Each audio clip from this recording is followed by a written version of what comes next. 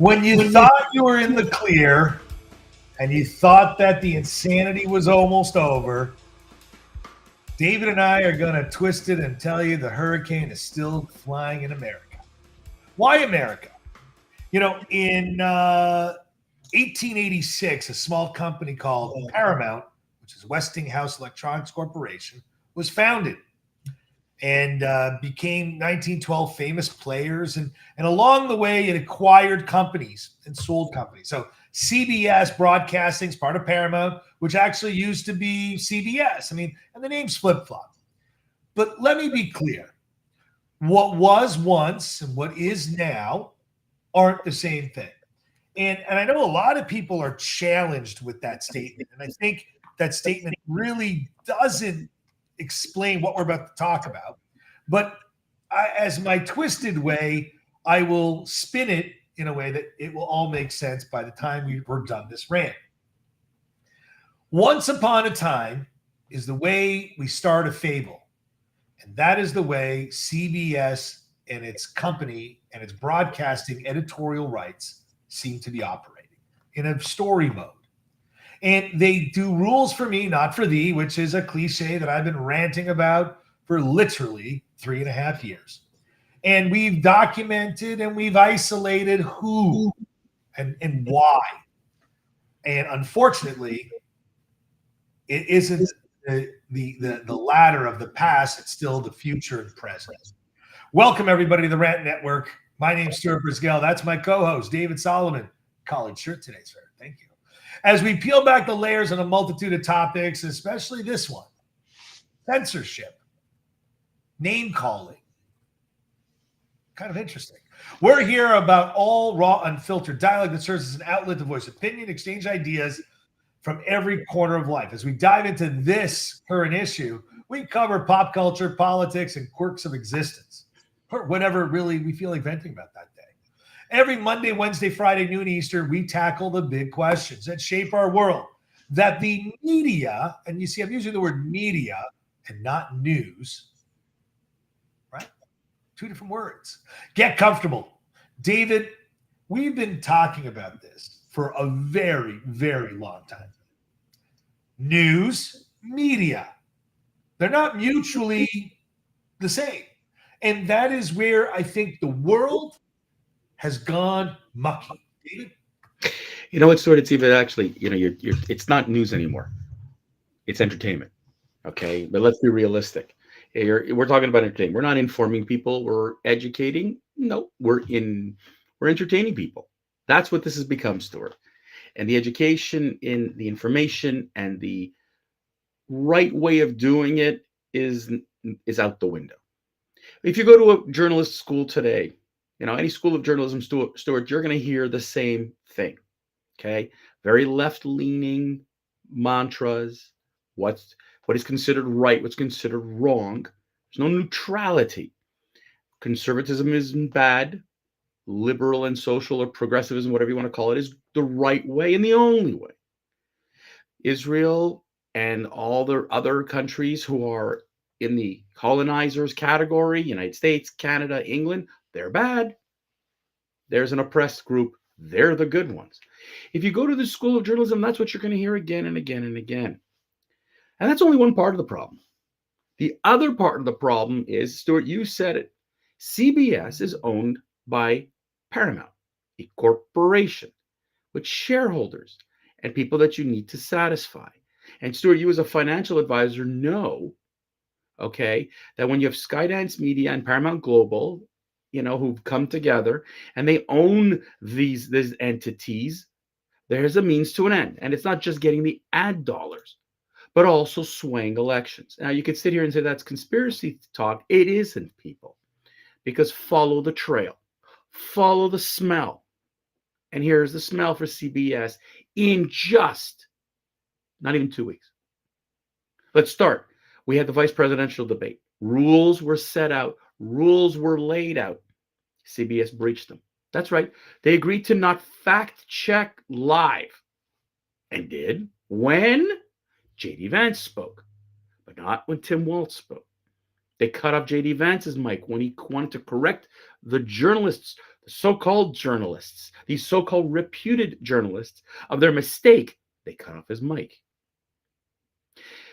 The questioning, when we saw with on CBS, that followed the ABC style of doing things, wasn't the same. There was no equality. And if you talk to any neutral evaluator judge who looked at the vice presidential debate, Stewart, they said it was very clear that the questioning for the Democratic side was much softer, easier, no challenge, but the Republican is challenged. Normal.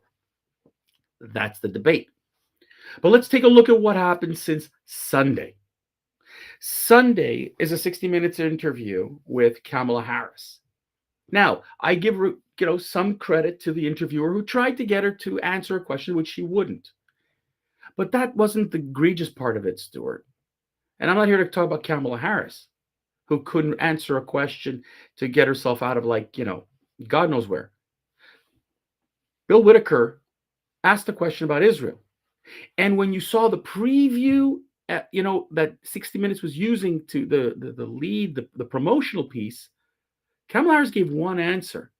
But when it came up to the actual interview, there was a different answer. 60 Minutes edited her answer. I'll repeat that. 60 Minutes, CBS, edited her answer because they didn't like the original. What do you call that? Where's the journalistic integrity in that? And let's fast forward to what just happened this past week. CBS Mornings host Tony Dokupil, and I apologize if I screwed up his name, is part of an interview with a clearly controversial African-American named Ta-Nehisi Coates. Pardon me, my notes are here to the right. And he writes this book, and it's not. If it was written by a white person about the Black community, about someone else, it would be considered very controversial, even racist. His book, The Message, passionately argues that Israel's treatment of Palestinians is immoral and should be condemned. Great opinion. Thank you so much. His opinion in a book. And they bring him on to CBS for an interview. And Dokupil challenges him, as a good journalist should. Why leave out Israel that is surrounded by countries that wanted to eliminate it? That was called bad journalism. How dare you confront Ta-Nehisi Coates? And this is where it was interesting, right? Entertainment television. It's okay for CNN and MSNBC to crap on a conservative, but get a load of what Dokupil says. Quote, I have to say, when I read the book, I imagine if I took your name out of it, took away the awards, the acclaim, the content of that section would not be out of place in the backpack of an extremist. What do you think happened at CBS Story? His bosses, Wendy McMahon and Adrian Rourke, who are supposedly head of the news department, destroyed him. There's audio. They destroyed him. That is not the journalistic integrity. That is not the editorial stance of CBS. Clearly, it wasn't. Because clearly, it's not what CBS stands for. CBS stands for an agenda. And the agenda is clear. Get Kamala Harris and the Democrats elected. If it means sweeping out every Republican known to man. They don't care. We've seen it twice. And then the second one, Stuart, which I really thoroughly love now, is their stance on Israel. That you cannot tell somebody that they might be wrong, that their philosophies are wrong. We cannot challenge thought because it doesn't conform with the CBS's policy that Israel is a colonial state. How interesting. Well, look, it's crazy because legal correspondent Jan Crawford took issue with the decision. She wrote, I thought our commitment was to the truth. And when someone comes on our air and with a one-sided account of a very complex situation, as Coates himself acknowledged that he has, it's my understanding that as journalists, we are obligated to challenge that worldview so that our viewers can have that access to the truth or a fuller account of a more balanced account. But his bosses didn't believe that. Now, let's go. Let me just wrap this up by saying Sherry Redstone, who is the chair of Paramount, is backing Tony Dokupil this morning. And it's good to see that someone really cares.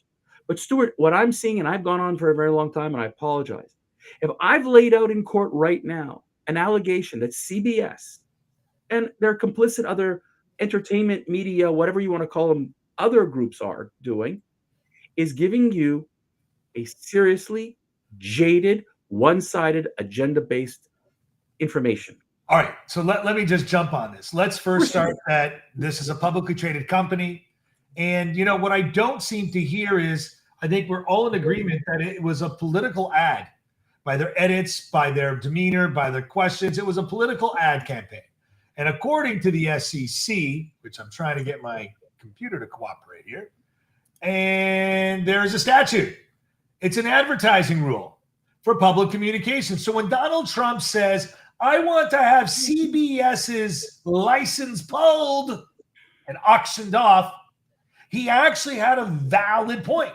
They are right now in violation, as far as I can see, in the simple regulatory act of transparency and accountability. And that CBS News piece was a hatchet marketing campaign.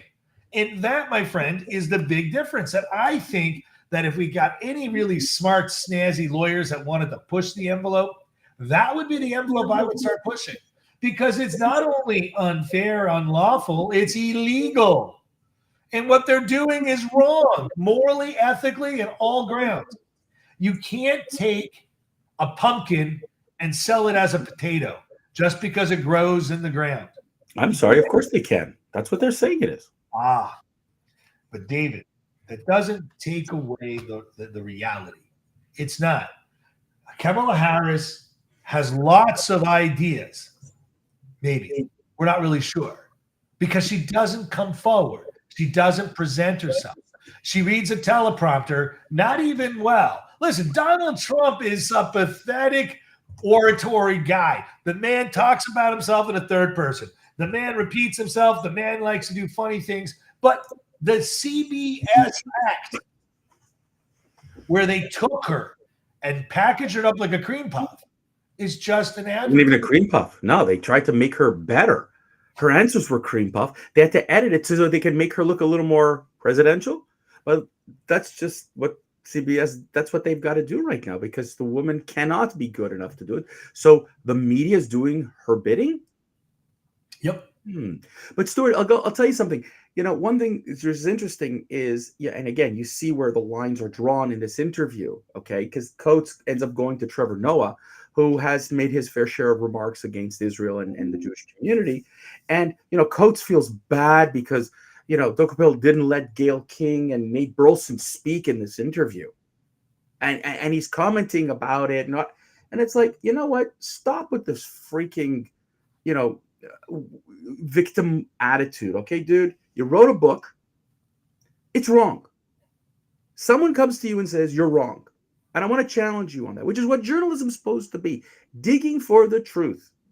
And it's interesting, Stuart, because one of the things when I worked in media and I worked with several editors and I asked them straight out, they said, listen, you need sourcing. You need proper sourcing. You can't just report off the top of your head. And now I asked the same editor, Stuart, because I used to work with him years ago, where is the sourcing nowadays? And he goes, forget it, it's gone. People are making crap up and calling it news. And that's what Ta-Nehisi Coates has done. He's written a book. Where is his sourcing? Listen, if you're going to quote the Ku Klux Klan, that's a source, but be open to be challenged. I'm not saying he did that. I'm saying if you were just based on the premise of his book, and I've heard this type of policies, where is the other side? And if news is supposed to be balanced, Stuart, and that's the word you keep hearing, there has to be balance. So if someone brings one side, listen, you have an interview with someone on the Democrats, and all you do is interview Democrats, guess what? You're only going to get one side. The reason you bring Republicans over is to create a balance. The reason you do that is to create the two sides. Apparently that's not good enough for CBS. So it's only a one-sided package. We're going to give you one version of the vice president, which is completely edited, and we're going to give you a tarnished version of what Israel stands for, because that, ladies and gentlemen, is all that CBS wants to convey. David, there are cheaters, there are losers, and in this case, they are cheaters and losers. But Stuart, they're not losing because they're getting their fair share of viewers, and they are guilty of slander. They're guilty of misleading the population, but it's not just them. There are hordes of the media. And is there any wonder why people are cutting their cords and are looking for real news, not this entertainment stuff? Well, that's the rise of social media, and that is the death to the news networks and cable networks. Look at the podcasters that are going out there, and I'm saying, look, I'll give a guy like Chris Cuomo, and I'll give you an example. Okay, I don't agree with everything Chris Cuomo said, but he's on News Nation right now, and he's made a few remarks, and you know what? I applaud him, because here's a guy who CNN forced him to do one thing, one message. Had he brought his message today to CNN, he'd be fired. Just to give you an idea. That's what media has become today. Let's wrap it up, Stuart. That's a wrap, guys. That's today's episode. Huge thanks lending your ears, your eyes, your time. Whether you caught us on YouTube, Facebook, podcast, Apple, Spotify, I don't know. The list goes on and on and on. Every Monday, Wednesday, noon Eastern, where we give you 15 minutes or about 15 minutes. Unfortunately, Dave and I talk too much. We sort of extend that. About what we feel and what we're going on and everything else. Just join us, like us, love us, subscribe. We had been told that the search engines don't like right-leaning media or honest-speaking media podcasts. So you need us. We want you to have us. You got to like us. You got to follow us. Subscribe. I know you got to subscribe. David, I think it's a wrap. But you know what, guys? See you every Monday, Wednesday, Friday, noon Eastern. David, till Monday.